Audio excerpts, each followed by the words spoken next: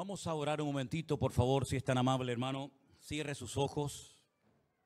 Vamos a pedir que en esta tarde esta palabra nos hable, nos bendiga, nos ministre a nuestras vidas.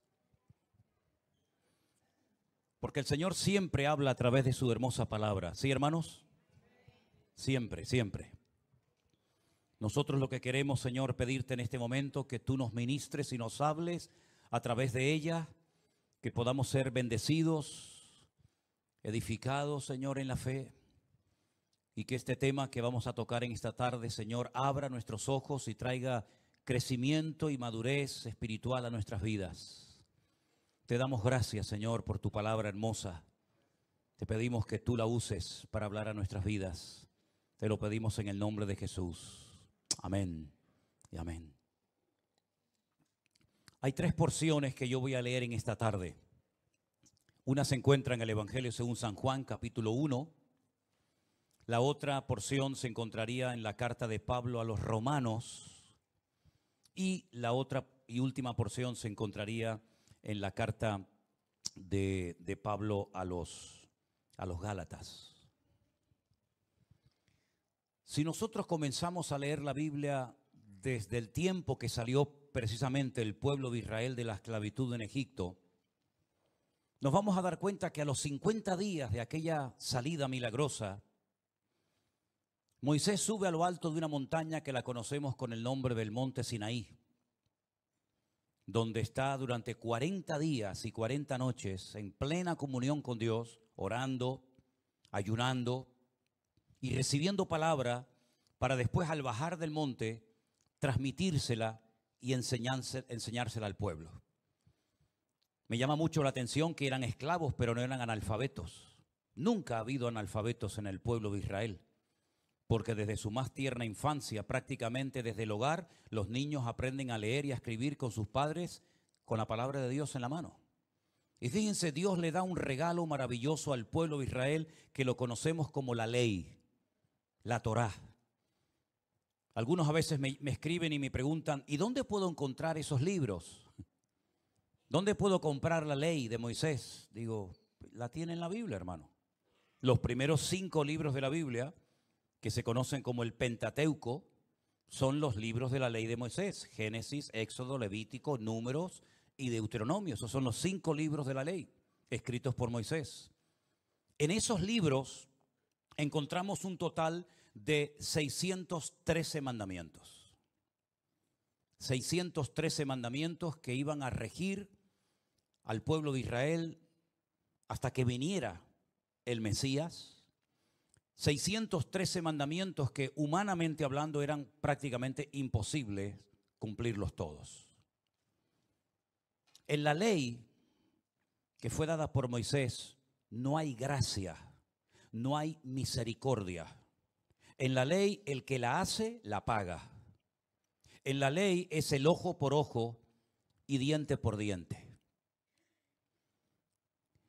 Dice la Biblia en Juan capítulo 1, verso 17, que la ley nos vino por medio de Moisés, pero la gracia y la verdad vinieron por medio de Jesucristo.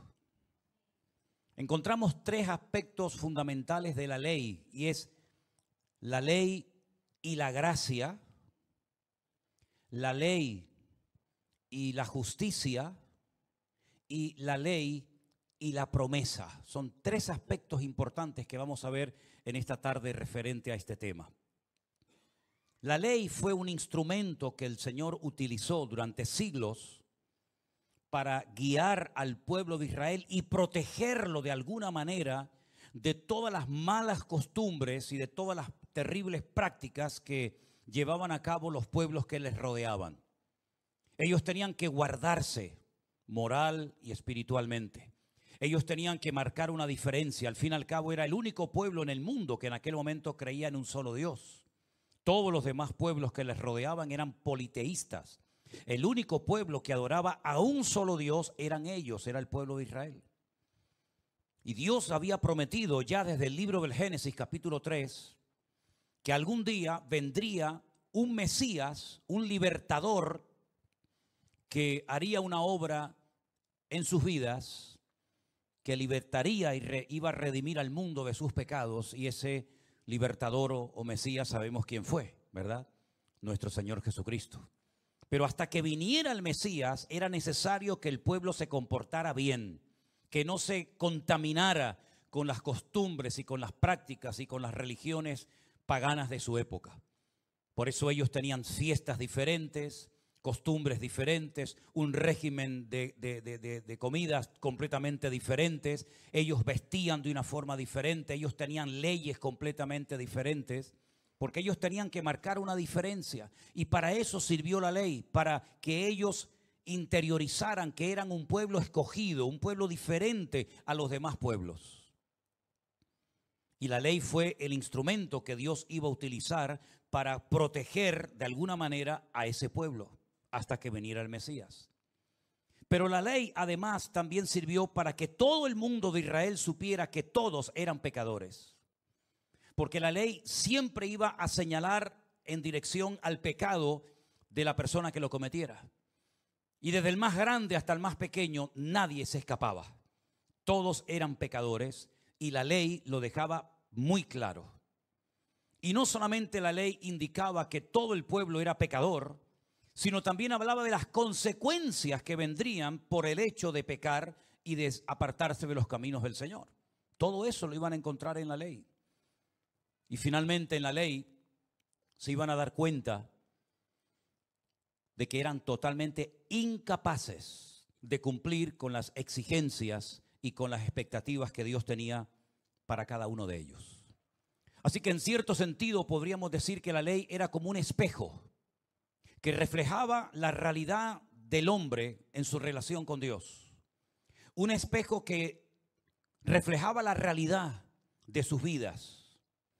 No disimulaba sus pecados, no ocultaba sus pecados, sus rebeldías, sus rebeliones, sino todo lo contrario. Reflejaba y muy claramente que ellos eran una nación que, aunque eran diferentes, eran exactamente igual de pecadores que cualquier otra nación de la tierra.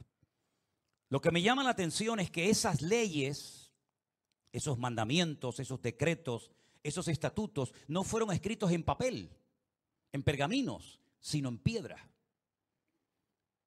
No solamente los 10 mandamientos, sino que Moisés seguramente invirtió mucho de su tiempo para que todos estos 613 mandamientos y todas las fiestas y ceremonias y liturgias y rituales también fueran escritas en piedra, para que el viento, la erosión, la arena del desierto no terminara borrando lo que Dios un día les había dicho en el monte Sinaí. Así que la ley vino a través de un instrumento llamado Moisés. Dios lo escogió a él para que sacara al pueblo de la esclavitud de Egipto, para que le entregara y enseñara la ley al pueblo. Pero dice la Biblia que la gracia y la verdad vinieron no por medio de la ley ni de Moisés, sino vinieron por medio de nuestro Señor Jesucristo. Amén, hermanos. Así es que no solamente el Señor enseñó la ley, los 613 mandamientos, sino que en su deseo de volver a restaurar al hombre en su comunión con Dios, cuando el Señor Jesucristo vino, no solamente recordó la ley que les había dado en el desierto a través de Moisés, sino que les enseñó otro modelo, otro estilo de vida. ¿Y cuántas veces encontramos al Señor Jesucristo diciendo: oísteis que fue dicho, mas yo os digo, ¿verdad? Oísteis que en el Antiguo Testamento, en la ley se decía ojo por ojo y diente por diente.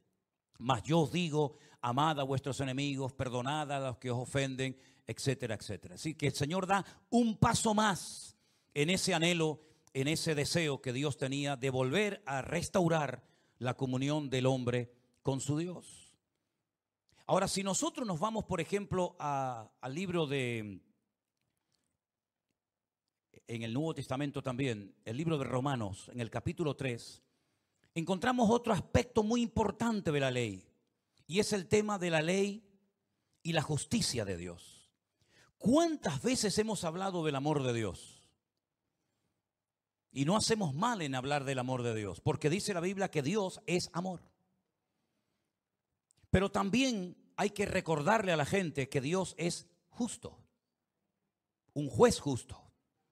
y que Él hace justicia y que Él nunca nos va a tratar injustamente, porque iría en contra de su esencia, en contra de su naturaleza. Romanos capítulo 3, verso 21 dice, pero aparte de la ley, ya la ley se había manifestado, ya la conocía todo el mundo, pero aparte de la ley, también se ha manifestado la justicia de Dios. Y esa justicia de Dios que se manifestaría en un momento, de ella se habló en la ley y también por los profetas. Justicia de Dios por medio de la fe en Jesucristo para todos los que creen en Él, porque no hay diferencia. Por cuanto todos pecaron y todos están destituidos de la gloria de Dios, también ellos, siendo justificados gratuitamente por su gracia mediante la redención que es en Cristo Jesús, a quien Dios puso como propiciación o como sustituto, ¿verdad?, por medio de la fe en su sangre, para manifestar su justicia a causa de haber pasado por alto en su paciencia los pecados pasados. Así que encontramos que la ley decía que el que pecaba tendría que morir. ¿Pero quién? ¿El pecador? Entonces todos morirían. ¿Se acuerdan ustedes cuando unas personas rodearon al Señor Jesucristo, grandes conocedores de la ley, y le dijeron, esta mujer la hemos sorprendido en el mismo acto de adulterio? Y según nuestra ley, dice que a tales personas tenemos que eliminarlas, tienen que morir. Y el Señor dijo, sí, es verdad, la paga del pecado es la muerte. Pero para poder ejecutar a esta persona que ustedes dicen que la han sorprendido en pleno pecado, ustedes tienen que estar limpios, porque si no son exactamente igual de pecadores que ella. Así que el que se sienta libre de pecado, coja la piedra y se la lanza. Y la palabra de Dios dice que nadie se atrevió a levantar ni una sola piedra contra ella, porque todos se sintieron pecadores, todos se sintieron aludidos y todos sabían perfectamente que no eran dignos, no estaban capacitados para ejecutar justicia contra una persona que efectivamente merecía la muerte, según la ley. Porque como dije hace un instante, en la ley no hay misericordia. En la ley el que la hace la paga. La ley no hay gracia, no hay misericordia. La ley dice esto y esto es lo que hay, ni más ni menos. Así que según la ley, efectivamente, este pecado, como el de ustedes y como el de todos, merece la muerte. Pero para poder cumplir con la justicia de la ley, uno tiene que estar limpio de pecado. ¿Y quién está limpio de pecado? Si todos hemos pecado y todos nos hemos apartado como ovejas, cada cual se apartó por su camino, hermanos. Así que dieron media vuelta y se marcharon. Así es que Dios en Cristo manifestó su justicia. ¿Cómo la manifestó? De una forma espectacular. Así como el pecador tenía que llevar sacrificios de animales según la ley para que esos animales murieran en lugar del pecador en vez del pecador morir en lugar del animal, el Señor Jesucristo lo que hace es que ocupa nuestro lugar y echa sobre sus hombros tu pecado y mi pecado para que tú no tengas que morir, sino que Él ocupó tu lugar y Dios sobre Él derrama su justa justicia, porque la paga del pecado es la muerte. Y Él, que era inocente y justo y santo y limpio de toda maldad y de todo pecado, Él se autoinculpa del pecado de toda la humanidad. Y entonces, como Él decide hacerse pecado por amor a nosotros, no le quedó más remedio al Padre que ejecutarlo en una justa justicia en la cruz del Calvario. Así que esa justicia de Dios se manifiesta en la persona de Jesucristo. ¿Cuál es la diferencia entonces, podríamos decir, entre la ley y la gracia? Que en la ley la oveja moría por el pastor. En la gracia el pastor muere por la oveja. ¿Cuántos dicen amén? En la ley había una serie de prohibiciones y el que las quebrantara moría. Pero en la gracia Dios concede favores y concede beneficios a los que creen en Él. La ley exigía la muerte del pecador. En la gracia, la vida del Cordero, la vida de Cristo, se aplica a nosotros. En la ley no hay misericordia, en la ley no hay gracia. En la gracia de Dios, en el Evangelio de Jesucristo, la misericordia de Dios se manifiesta porque ya la deuda ha sido cancelada por alguien que la pagó en mi lugar, y ese alguien sabemos que fue nuestro Señor Jesucristo. Amén, hermanos. Ahora bien, en Gálatas hay un aspecto aún más profundo del tema de la ley. En Gálatas se nos dice que antes de que Dios le diera al pueblo de Israel por medio de Moisés la ley, había dado una promesa a un personaje llamado Abraham. Volvamos a leer en Gálatas capítulo 3 a partir del verso 10, donde la palabra de Dios dice: porque todos los que dependen de las obras de la ley están bajo maldición. ¿Por qué? Porque la ley decía: maldito todo aquel que no permaneciere en todas las cosas escritas en el libro de la ley para hacerlas. Es decir, había una ley, valga la redundancia, en la ley que decía que cuando una persona no se mantenía en la obediencia de los 613 mandamientos de la ley de Moisés, esa persona contraía una maldición. Esa persona estaba bajo maldición. Pero claro, si nadie podía cumplir con la ley, ¿quiere decir que todos estaban bajo maldición? Efectivamente, todos estaban bajo maldición, porque nadie podía cumplir los 613 mandamientos. Era tan exigente la ley de Dios, porque la ley de Dios refleja la esencia, refleja la naturaleza, la santidad de Dios. ¿Y quién puede vivir siendo humano como Dios? Esa fue la gran mentira que Satanás intentó meterle en la cabeza a Adán y a Eva cuando le dijo: no van a morir, sino que lo que ocurre es que Dios no quiere que hayan otros dioses que le hagan la competencia y lo desplacen a Él. El día que ustedes coman de ese fruto prohibido, ustedes van a pasar de humanos a divinos. En vez de ser humanos, van a ser dioses. Y como Dios no quiere que nadie le haga la competencia, pone esta prohibición, pero en el fondo lo que tiene es miedo de que Él sea desplazado de su lugar. Es increíble ver cómo Adán y Eva creyeron la gran mentira que Satanás les estaba vendiendo y la compraron. Y cuando ellos prueban de aquel fruto prohibido, sea cual sea, la Biblia dice que se llevaron una tremenda desilusión porque siguieron siendo humanos, y ahora peor que antes, porque ahora eran incluso humanos condenados a la muerte. Y por lo menos antes eran humanos, pero no iban a morir. Ahora eres humano y encima ahora vas a morir, te vas a enfermar, te vas a debilitar, ya los animales se van a volver en tu contra, ya la tierra no dará con la fuerza con la que había dado, etcétera, etcétera. Por lo tanto, en el Antiguo Testamento, todos los que querían estar bajo la ley estaban bajo maldición, porque nadie podía cumplir con las tremendas exigencias de la ley. Dice: por las obras de la ley nadie se va a justificar delante de Dios, dice Pablo. Es evidente, porque hay un versículo que dice que el justo, por la fe, no por la ley, sino por la fe, vivirá. Y la ley no es de fe. El que hiciere estas cosas vivirá por ellas. Pero Cristo, gloria a Dios por este versículo, hermanos, Cristo nos redimió de la maldición de la ley, porque Él se hace maldición, porque escrito está: maldito todo aquel que es colgado en un madero. Es decir, fijaros qué sabiduría de Dios tremenda. Todo el que infringía la ley de Moisés era maldito. Pero también la ley decía que cuando una persona era muerta en un madero, en un pedazo de madera o en una cruz, diga usted, ponga usted el término que quiera, también quedaba maldito. Entonces lo que Cristo hace es que Él decide que lo maten clavado en una cruz. No de una lanza, no decapitado, no ahogado en el mar de Galilea, sino en una cruz, en un madero. Para que de esa manera Él también quede bajo maldición. Y todo el que quedaba bajo maldición quedaba convicto de su pecado. Entonces lo que Cristo hace libre y voluntariamente es convertirse en un pecador voluntario, ocupando tu lugar y el mío, para que así no tengan que morir todos por uno, sino que uno muera por todos. Y ya no sean animales inocentes los que tengan que morir por los hombres, sino ahora es el hombre, ese uno, ese Mesías, el que muere por todos los pecadores, y de esa manera cancelar la deuda y pagar el precio de nuestra redención y de nuestra libertad. ¿Cuántos dicen amén? Por eso el que vive bajo la ley no es libre, porque la ley produce religiosidad, fariseísmo.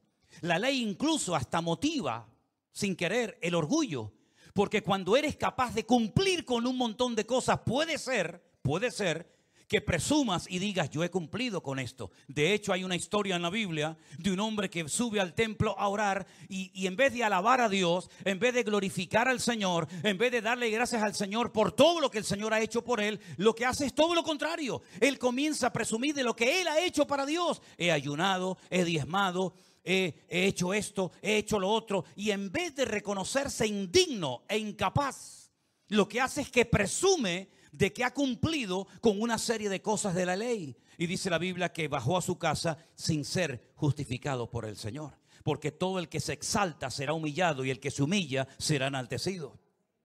También aquel joven, cuando el Señor le dice, bueno, me estás preguntando qué te hace falta para heredar la vida eterna, cumple con todos los mandamientos. El Señor sabía que los había cumplido, pero quería arrinconarlo, quería confrontarlo con su cruda realidad. Eres una persona religiosa, has cumplido con toda la ley, o tú crees que has cumplido con toda la ley, pero te voy a poner a prueba, a ver si tu religiosidad te permite vivir por fe. Porque si eres tan religioso y has guardado todos los mandamientos desde tu más tierna infancia y te conoces la ley de Moisés de memoria, no vas a tener ningún problema en vender todo lo que tienes, darle todo tu patrimonio a los pobres y comenzar a poner en práctica el texto clave de la Biblia que dice: el justo por la fe vivirá.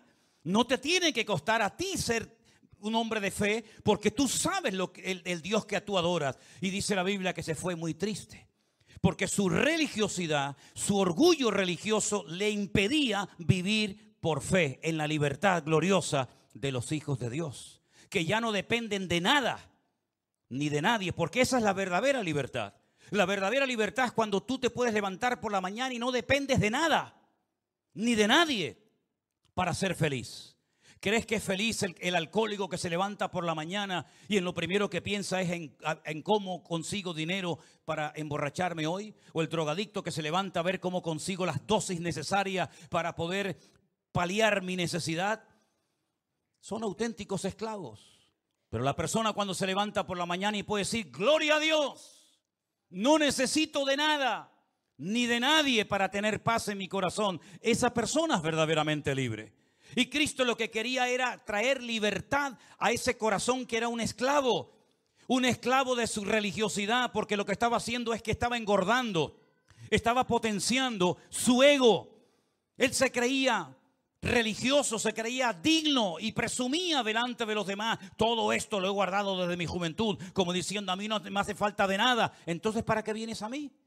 ¿Por qué notas que hay una insatisfacción en tu vida? ¿Por qué has cumplido según tú con toda la ley y tienes que venir a mí, un carpintero de Galilea, que me cierran las puertas de muchas sinagogas porque no quieren saber nada de mí? ¿Por qué me vienes a mí a hacer una pregunta y me dices qué te hace falta para heredar la vida eterna? Porque sabes en lo más profundo de tu corazón que tu religiosidad y la ley no traen libertad, sino traen insatisfacción al alma. Así que si quieres ser libre, yo te voy a enseñar cómo ser libre. Vende todo lo que tienes y empieza de cero y sígueme y aprende a vivir según mi modelo de vida y no según la ley de Moisés. Y no fue capaz. Porque el religioso es un esclavo de sus tradiciones, de sus costumbres, de sus rezos, etcétera, etcétera. Porque la gracia de Dios es lo único que puede traer libertad al corazón del ser humano. El religioso puede caer en el orgullo. El que vive bajo la gracia, si la entiende bien, no le va a dar nunca lugar al orgullo en su vida. ¿Por qué? Porque sabe que en la ley todo depende de lo que yo haga. En la gracia todo depende de lo que Él ha hecho por mí.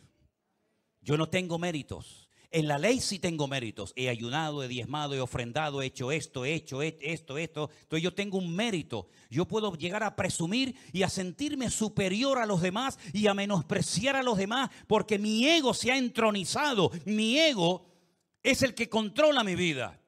Yo soy el que digo a qué hora me tengo que levantar a orar. Yo soy el que digo cuánto tiempo puedo estar en ayuno. Yo soy el que digo si oro de pie, sentado, caminado, sentado o de rodilla. En otras palabras, yo soy el que pongo las normas. Y todo eso lo que hace es que potencia tu ego. Pero en la gracia es el ay de mí, Señor. En la gracia es ¿qué puedo hacer, Señor, para salvarme? En la gracia es ya no vivo yo. mas vive Cristo en mí. En la gracia es, Señor, sálvame que perezco. Toda la ley que sé, todos los mandamientos que he aprendido, no me van a salvar de nada, sino que me voy a hundir en las aguas de este mundo. Pero cuando clamo al Señor, dice la Biblia, clama a mí y yo te responderé y te enseñaré cosas grandes y ocultas que tú no conoces. Pedro se podía haber hundido y se podía haber ahogado sabiendo toda la Biblia de memoria. Y si él clamaba a Moisés para que lo sacara de las aguas tempestuosas del mar de Galilea, no serviría de nada. Si él clamaba y comenzaba a decir los 613 mandamientos de memoria, que probablemente muchos se lo sabía. Si él comenzaba a decir cuántos diezmos y ayunos hizo. Si él comenzaba a decir cuántas veces dio las primicias. Si él comenzaba a decir todas las veces que había subido a Jerusalén para celebrar la fiesta de Shavuot, la de Pesaj, etcétera, etcétera, se iba a morir ahogado en el mar de Galilea. Porque el peso de la religión lo que iba a hacer es que lo iba a hundir como si se hubiera puesto una piedra de molino al cuello. Pero cuando él reconoce su impotencia, su incapacidad, y clamó al Señor, inmediatamente el Señor dice que asió de él y lo sacó y le dijo: Pedro, ¿por qué dudaste? ¿Por qué dudaste? Porque en la gracia no es lo que hacemos, en la gracia es lo que creemos. Es la dependencia constantemente de nuestro Dios. Así que en este primer domingo del año tú tienes la oportunidad de decidir bajo qué modelo vas a vivir tu cristianismo, tu comunión, tu relación con el Señor. En el hacer, en el esfuerzo propio y personal, o en el de ya no vivo yo, mas vive Cristo en mí.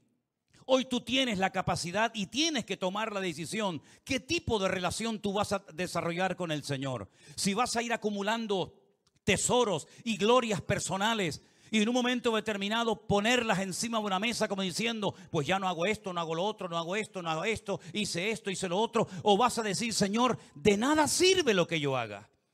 Porque si no es por la gracia y por la misericordia de Dios, no sirve absolutamente nada todo lo que sé, todo lo que he aprendido, porque no es por la ley, es por la gracia. ¿Y qué es la gracia? La misericordia. ¿Qué es la misericordia? Tratar a una persona mejor de lo que se merece. ¿Y no nos ha tratado a nosotros, el Señor, mejor de lo que merecemos?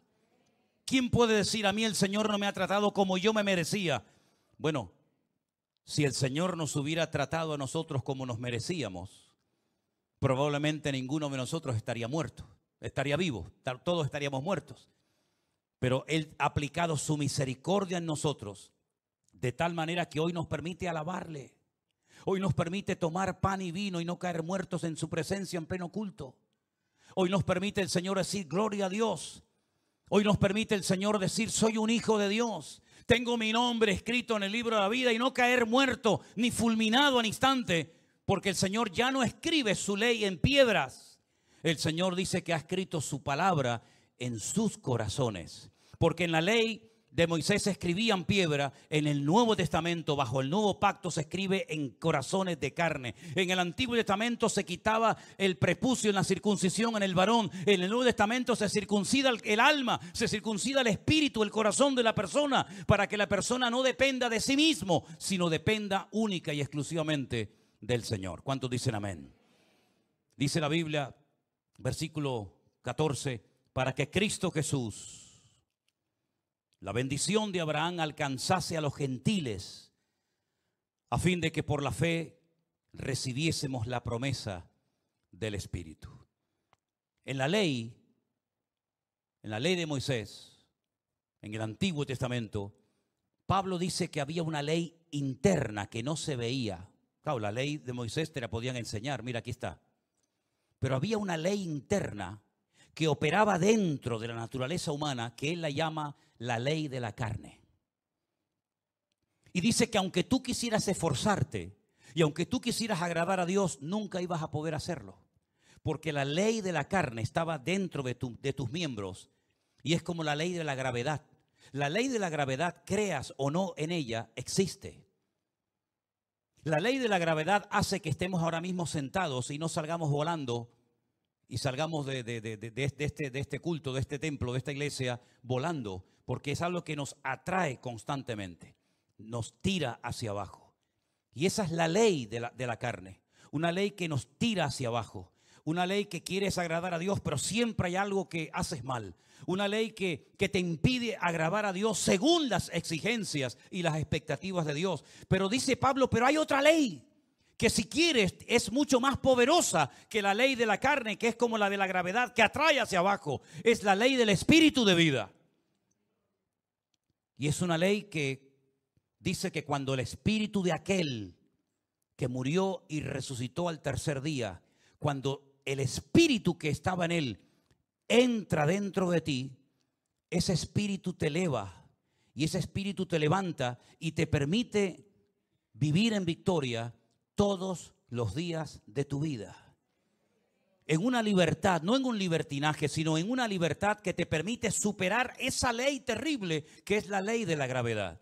Es como, por ejemplo, cuando nos montamos en un avión. ¿Qué es lo que hace que un avión se levante? Un avión, cuando lo ves desde afuera, tú dices, ¿cómo es posible que este avión tan inmenso que pesa toneladas, con cientos de maletas dentro, con cientos de personas dentro, cómo es posible que se levante? Si hay una ley de la gravedad que atrae los cuerpos hacia la tierra. Y esa ley existe, pero es que hay otra ley.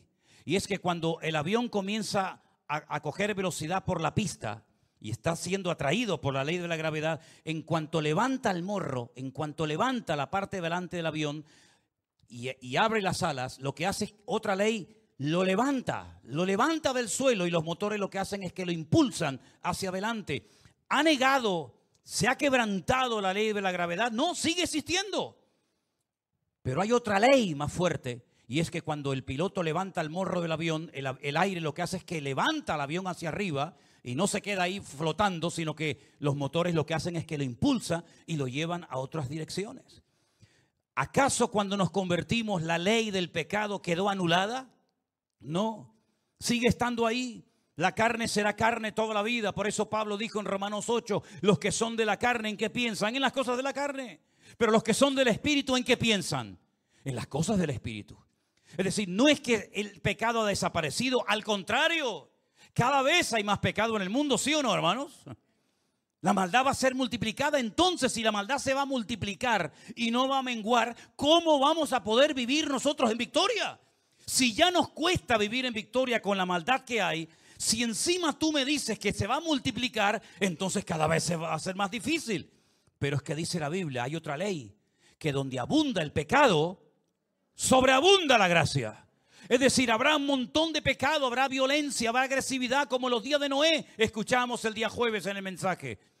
Y todo eso es una realidad, es un hecho. Cada vez habrá más maldad, cada vez habrá peores cosas en el mundo. Pero cada vez el que busque al Señor tendrá más fuerza, tendrá más gracia, tendrá más vitalidad en el espíritu. ¿Por qué? Porque no vivimos en la carne como vivían en el Antiguo Testamento, sino que ahora tenemos el Espíritu de Dios, el Espíritu del Señor Jesús. Y cuando entramos en comunión con el Señor, eso le pasó a Pedro en una ocasión, que dice que cuando él fue a aquel monte a orar con el Señor, de repente el Señor comienza a transfigurarse, comienza a cambiar. Era la misma montaña, era la misma persona, era el mismo clima, era el mismo paisaje, pero sin embargo la comunión del Hijo con el Padre lo iba transformando de tal manera que Pedro llegó a decir, oye, yo me quiero quedar aquí, yo no me quiero bajar de aquí. En otras palabras, este es el mejor lugar del mundo, porque aquí donde hay comunión con Dios y hay relación con el Señor.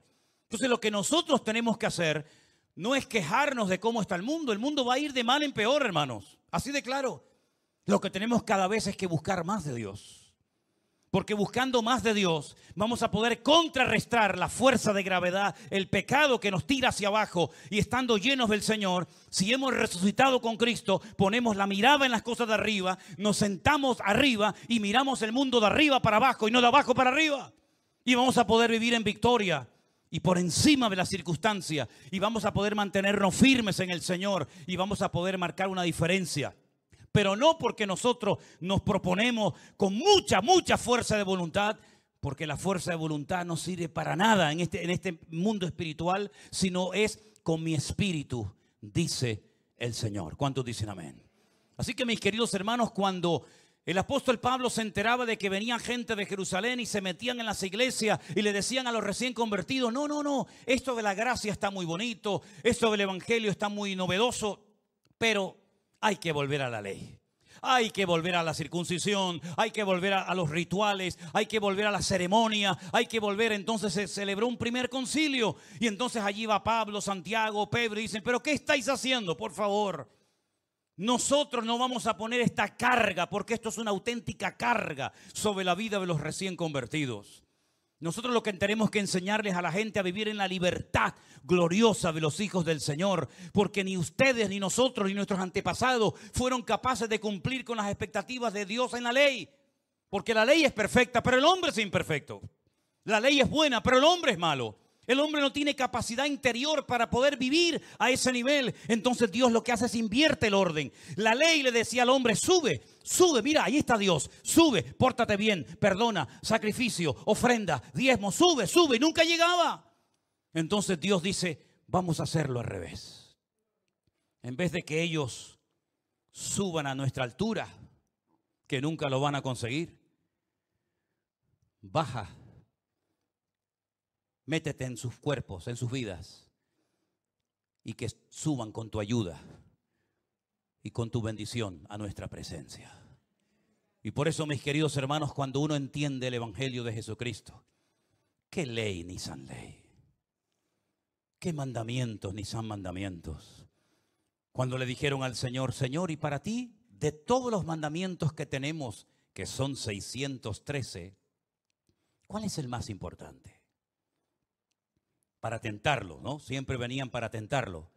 No porque en el fondo quisieran aprender, sino porque siempre buscaban algo para acusarlo. Dice, el mandamiento más importante es el que aprendéis desde niños.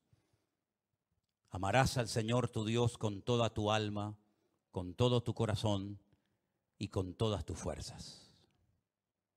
Y a tu prójimo como a ti mismo. Pero no hay una contradicción entre el ojo por ojo, diente por diente y amarás a tu prójimo como a ti mismo. Parece que hay como una contradicción. ¿Qué hago? ¿Le saco el ojo o lo amo? ¿Le saco el diente o lo perdono? Porque tanto una cosa como la otra está escrita en la ley. Claro, pero este es el espíritu de la ley, el espíritu vengativo, el espíritu que no hay gracia, no hay misericordia, no hay nada. Por eso el que me la hace me la paga. Y por eso el que me robaba me tenía que devolver 4 veces más de lo que me había robado. Pero en el Nuevo Testamento, en el nuevo pacto, el Señor dice, ahora tú eres capaz de amar a tu prójimo como a ti mismo. Y ahí viene la pregunta saducea, la pregunta capciosa, ¿sí? ¿Y quién es mi prójimo? Porque para el judío, el prójimo es otro judío. Y el Señor dice, no, para ustedes y para todos los que creen en mí, el prójimo es todo ser humano. Jonás no fue capaz de entender eso. Él estaba en el ojo por ojo, diente por diente. Eso de ir a Nínive a predicarles para que se arrepientan y para que se conviertan. Eso no entraba dentro de sus expectativas ministeriales. Él como profeta no podía permitir que un inconverso, que un pagano, que alguien que había hecho tanto daño a Dios y al prójimo pudiera ser perdonado y ser tratado delante de Dios como yo. Por lo tanto, prefiero morirme ahogado en el mar Mediterráneo que antes ir a Nínive a que se arrepientan. Y lo mismo le pasó a Pedro cuando el Señor le dice, no llames inmundo lo que yo he limpiado. Es decir, ya estamos en una etapa nueva. El que sigue en la ley está bajo la ley, bajo la presión de la venganza, del ojo por ojo y diente por diente. Pero ahora nosotros en Cristo somos nuevas criaturas.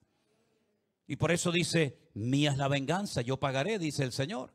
No somos nosotros los que tenemos ahora que buscarnos el mejor abogado, presentar denuncias a todo el mundo para ganar el juicio y demostrar que yo era el que tenía la razón y los demás estén equivocados, sino que ahora yo ya no estoy bajo el fiscal del Antiguo Testamento, sino bajo el abogado del Nuevo Testamento. ¿Usted quiere vivir bajo el fiscal de la ley? Ahí la tiene. Pero usted quiere tener al mejor abogado del mundo que no pierda ningún caso y que nunca permitirá que sus hijos pasen por cuestiones que Él no ha permitido. Póngase bajo la cobertura del Señor Jesucristo, el mejor abogado del mundo. ¿Cuántos dicen amén? Entonces el Señor le da al pueblo de Israel a través de Moisés la ley. viene y aplica la justicia de esa ley a través de Cristo. Pero ahora hay un paréntesis y el Señor Jesucristo le dice a los judíos: vosotros sois de vuestro padre el diablo. ¿Cómo que nuestro padre el diablo? Nosotros nunca nos hemos considerado hijos del diablo ni hijos de fornicación. Nosotros somos hijos de Abraham. Y el Señor le dice: ¿ustedes son hijos de Abraham? ¿Sí? Si ustedes fueran hijos de Abraham realmente, ustedes se gozarían al verme a mí.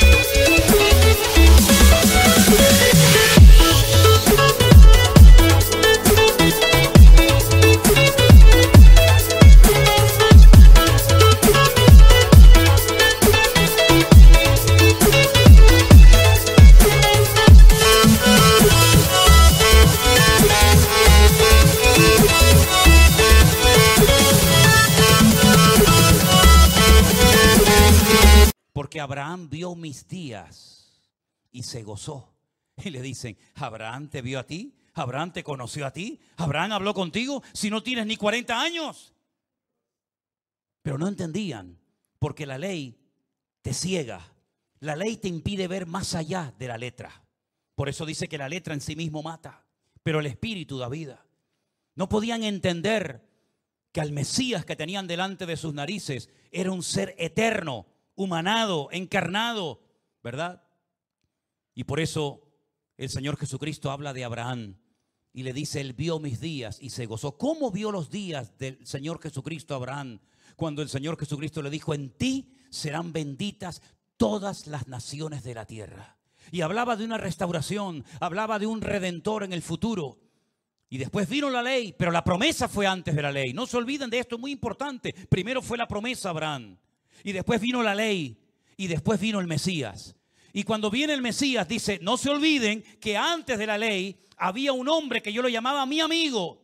Él no tenía ley, él no tenía los 613 mandamientos, él no fue nunca a una sinagoga, jamás visitó el templo de Jerusalén, nunca presentó diezmos y ofrendas a sacerdotes levíticos, pero él fue justificado por la fe. Luego hay otra forma de relacionarse conmigo, ajena o aparte de la ley, y es por la fe. Y es que ustedes, con tantos mandamientos y preceptos y tradiciones y costumbres, habéis anulado la fe y quieren vivir bajo el espíritu de la letra, y os estáis matando y os estáis haciendo un daño terrible. Pero mi amigo Abraham fue justificado por la fe. Y entonces, cuando aceptamos al Señor Jesucristo, nos damos cuenta de eso que Pablo dice: nosotros ya no estamos bajo la ley. Nosotros estamos bajo la gracia y la misericordia del Señor Jesucristo. Aquella promesa que el Señor le hizo a Abraham, yo soy el cumplimiento profético de esa promesa. Y los que creen en mí tienen vida eterna y no vendrán a condenación, mas ha pasado de muerte a vida. Así que hoy cada uno de nosotros tenemos que decidir cómo nos vamos a plantear nuestra comunión y nuestra relación con el Señor durante todo este año. A todos el Señor nos ha dado en principio el mismo regalo: 365 días, las mismas semanas, los mismos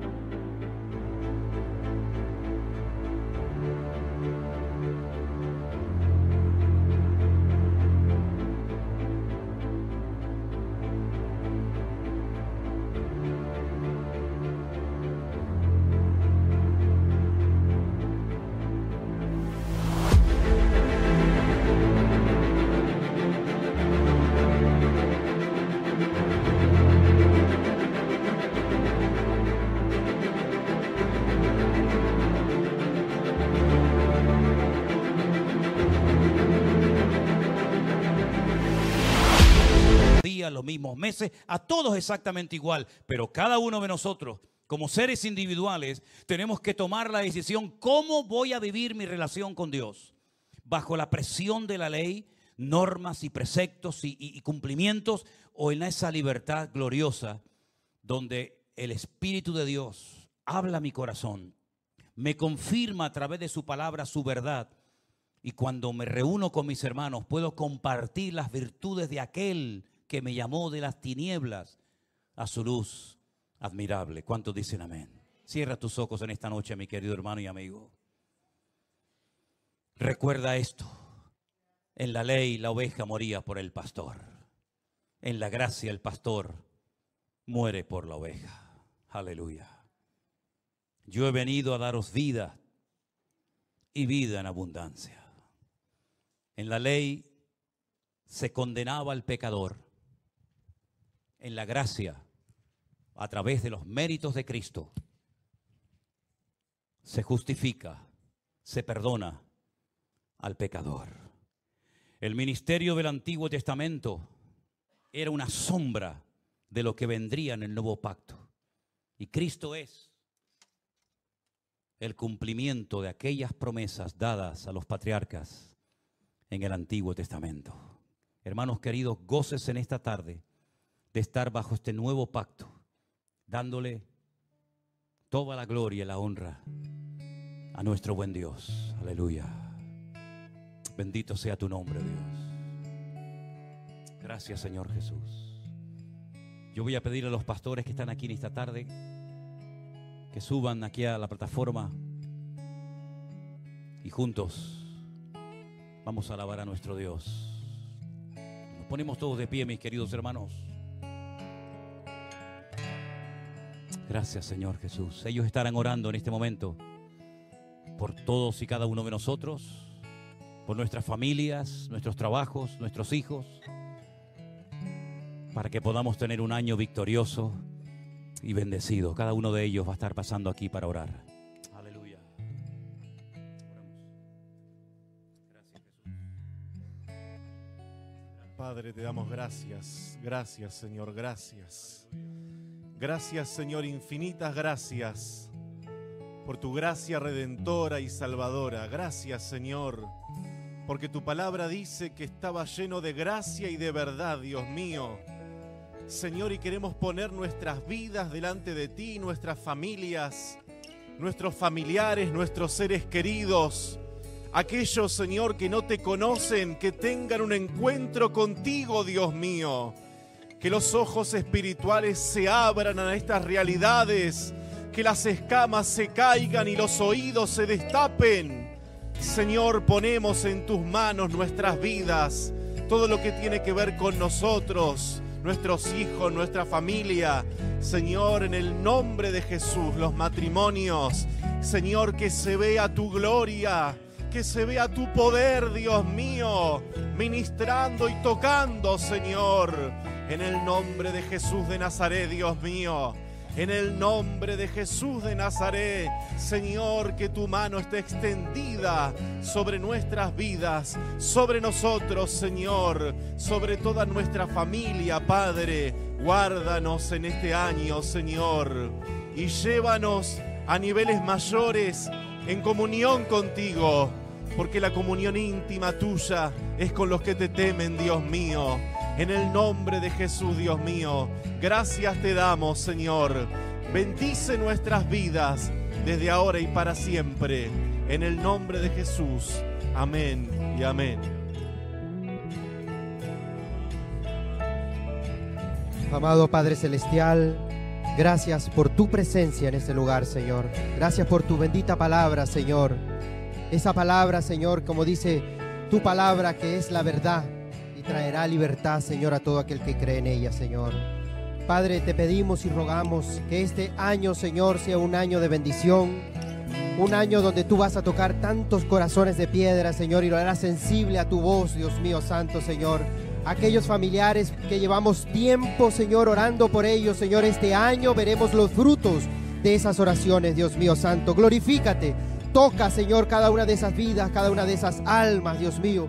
Señor, tú te presentaste diciendo: yo soy el camino, Yo soy la verdad, yo soy la vida. Gracias, Dios mío, Señor, porque te hemos conocido, Dios mío, Señor, y has cambiado nuestras vidas. Nos has hecho ser una nueva criatura, Señor, en ti. Y ahora todo es nuevo, Dios mío, Señor. Gracias porque siempre recibimos ese alimento y es tu palabra, Señor, que nos hace perseverar, Señor, y seguir adelante, Dios mío, hasta el fin. Porque el que persevera hasta el fin será salvo, Dios mío, Señor. Bendice a todas las familias aquí representadas, Dios mío, y que tu Santo Espíritu, Señor, esté llenando cada alma y cada vida, Dios mío, en este lugar, Dios mío. Y a ti te damos toda la gloria y toda la honra en el nombre de Jesús. Amén. Sí, gracias, mi Señor. Te reconocemos como Salvador, pero también como Señor. Tú eres el Señor de nuestras vidas y no hay absolutamente nada que se escape a tu control, Señor. Gracias, mi Dios, por habernos metido dentro de una familia tan hermosa, Señor. Gracias, Señor, porque hoy podemos decir que somos hijos del Rey de Reyes y Señor de los Señores. Y mi Dios, yo sé que tú tienes el control de todo lo que ocurre, Señor, pero queremos tu bendición sobre nuestras vidas. Mi Dios, declaramos este año como un año de victoria porque lo dice tu palabra. Y Señor, no hay nada ni nadie que esté por encima de ti. Mi Dios, declaramos un año de victoria. Declaramos bendición sobre nuestros hogares, mi Señor. Declaramos bendición sobre tu iglesia, mi Dios.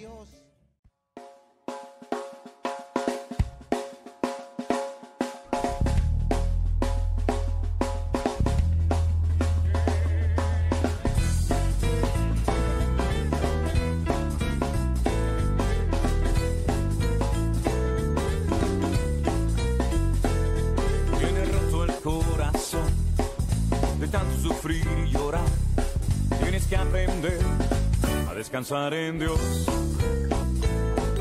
No importa lo que te dijeron, no importa lo que te hicieron, tienes que aprender a descansar en Dios.